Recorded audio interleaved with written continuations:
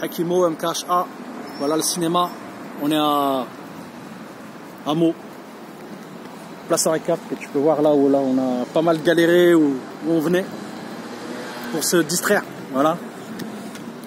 L'ambiance, la dynamique était complètement différente de celle qu'on pouvait retrouver justement à Collinet ou à Pierre-Collinet ou à Beauval. Voilà, en fait, je me suis arrêté, je me suis dit tiens, je vais faire une petite vidéo rapidement par rapport à tout ce que j'ai pu faire et cette réflexion que j'ai menée autour des documentaires, des reportages que j'ai pu faire et cette possibilité que j'ai de basculer dans la fiction. Voilà. Donc forcément à un moment donné, c'est pas du tout la même logique, c'est pas du tout les mêmes méthodes, c'est pas du tout la même manière, l'état d'esprit est complètement différent. Ouais. Voilà, c'est une réalité. Donc j'ai beaucoup lu, j'ai interrogé pas mal d'artistes aussi, pas mal de réalisateurs, de documentaristes, etc. pour comprendre le plus profondément possible la différence qu'il y a entre cette logique, cette envie de réaliser des documentaires et celle de basculer dans la fiction ou l'inverse à la limite, faire de la fiction et aller vers le documentaire. Donc c'est la première idée que j'ai eue, c'est ça en fait, c'était de faire de la réalisation de court-métrage, moyen-métrage, long-métrage et ensuite d'aller vers le documentaire. Il s'est passé l'inverse par rapport à peut-être des soucis de fric et aussi parce que j'avais pas forcément un réseau partenarial ou un réseau de personnes autour de moi capables de m'orienter et de m'aider à faire ça en fait, m'aider à réaliser des films. J'avais pas le matériel, etc., etc. Donc qu'est-ce que j'ai fait? J'ai profité du fait qu'il fallait juste une petite caméra pour interroger une personne, pour passer du temps à aller interroger mes amis, des artistes en tout genre, des sportifs, etc., etc. J'avais envie de leur poser des questions et de garder une trace, pouvoir archiver toutes ces paroles, tous ces discours, pour pouvoir un jour les partager sur les réseaux sociaux. Voilà. Donc j'ai réalisé pas mal de documentaires, notamment il y en a un qui s'appelle le Franco-Algérien Manifeste, où j'ai pu aller dans toutes les grandes manifestations qu'il y avait sur Paris. On a la chance d'être près de la capitale, là où il se passe plein de choses. Il y a un truc lié à la révolution, à la rébellion qui m'a beaucoup attiré sur Paris.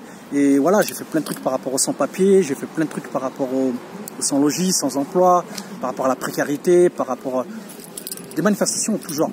Et par rapport à l'Algérie aussi, par rapport à plein de choses comme ça. J'ai appelé ça le Franco-Algérien Manifeste. Et j'ai fait tout un projet aussi où j'ai pris énormément de temps pour le faire, qui s'appelle Qu'est-ce que tu veux dire avec le hip-hop, qui se décline en plusieurs blocs. Quand tu rappes, tu parles, quand tu danses, tu parles, quand tu graffes, tu parles. Qu'est-ce que tu veux dire avec quand tu aimes le streetwear, tu parles. Quand tu cherches la connaissance, tu parles. Quand tu es un Zoulou, tu parles. Voilà.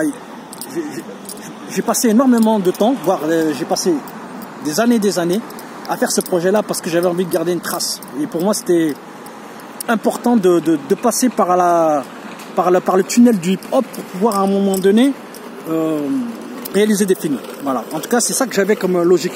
Mais ça a duré beaucoup plus de temps que je le croyais. Heureusement qu'entre-temps, j'ai continué à écrire des romans, des essais, et j'ai commencé à scénariser, j'ai commencé à storyboarder, etc.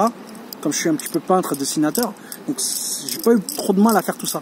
Donc moi, dans ma tête, ça fonctionne beaucoup en images en fait, en images et en son. J'ai pas trop une mémoire. En fait, j'ai vraiment une mémoire visuelle. J'ai pas trop une mémoire.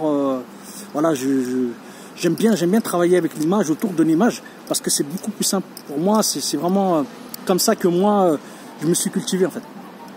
Donc voilà, donc il a fallu lire, aller voir des personnes, discuter avec des professionnels, discuter avec des artistes, documentaristes, des réalisateurs de films, etc. Pour des acteurs aussi, pour pouvoir comprendre en fait et savoir vers où moi j'ai envie d'aller, qu'est-ce que j'ai envie de mettre comme logique et comme mot sur mes réalisations, voilà, de fiction. Voilà. Donc on n'est pas du tout dans des milieux artistiques qui se côtoient. C'est quand même très différent d'un point de vue logistique, au niveau financier, budgétaire. On n'est pas du tout dans la même pratique en fait. Et je me suis dit que c'était très important de m'informer, d'apprendre théoriquement, de me poser les bonnes questions pour pouvoir à un moment donné basculer dans les meilleures conditions du documentaire, du reportage à la fiction. Voilà. Donc là, ça fait vraiment pas mal d'années que je bosse.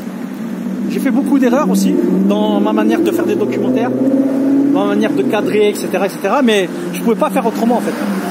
Je pouvais pas faire autrement parce que c'est un petit peu ce que j'avais envie de dire, comme je l'ai expliqué dans d'autres vidéos. J'avais envie de créer mon concept, ma patte, mon empreinte. J'avais envie de faire ça. C'était trop important pour moi. Donc, bon, je continue encore à réfléchir en ce moment. Là, justement, je suis en train de réécrire j'affine mon roman, je termine mon roman, Gabriel et Lagda. Et j'espère que ça verra le jour dans les salles de cinéma. En ce moment, avec le Covid, c'est un petit peu chaud. C'est très très chaud même. Mais j'espère qu'à un moment donné ou à un autre, on aura l'occasion de voir ce film-là. Dans quelques années, c'est vraiment en préparation. Je suis en train de bosser comme un fou. Je me prends la tête grave de grave. J'ai vraiment envie que ça marche. J'ai vraiment envie que ça marche. Et aussi parce que mon œuvre, c'est de pouvoir montrer tout ce que j'ai fait au niveau documentaire et tout ce que je vais faire au niveau fiction. J'ai vraiment envie qu'il y ait un lien. J'ai à la fois envie d'être un reporter et en même temps envie d'être un réalisateur de fiction. Et d'ailleurs, j'ai envie d'introduire toute cette dimension liée au documentaire dans mes fictions. Voilà. Et je crois que c'est un petit peu le but aussi de tout ce que j'ai pu faire. Vous pouvez retrouver aujourd'hui en partie dans les réseaux sociaux. J'ai pas encore tout monté. Je suis en train de travailler dessus. Je vais tout mettre là dans pas trop longtemps. Je vais créer une petite avalanche. Je vais pas pouvoir faire autrement en fait. Si j'ai envie de basculer dans la fiction, il va falloir que je termine aussi d'une certaine manière tous mes projets de documentaire. Donc bon, de toute façon, j'aurai l'occasion de faire une autre vidéo. Hakimo, Naomo, voilà. J'ai aussi envie de donner à certaines personnes la possibilité de voir un peu ce qui peut se passer dans la tête d'un artiste. Voilà. Et moi-même, j'ai envie de garder une petite trace de mon périple, de mes aventures. Donc c'est pour ça que pour moi c'est important de laisser des petites traces comme ça dans des petites vidéos comme ça pour voir un jour pour qu'on puisse voir comment j'ai fait pour arriver à faire ce que j'ai fait. Voilà, il y a un cheminement, c'est un parcours, c'est pas du jour au lendemain. J'ai beaucoup travaillé et d'ailleurs je continue à travailler énormément. Hakimo, on est là. À plus.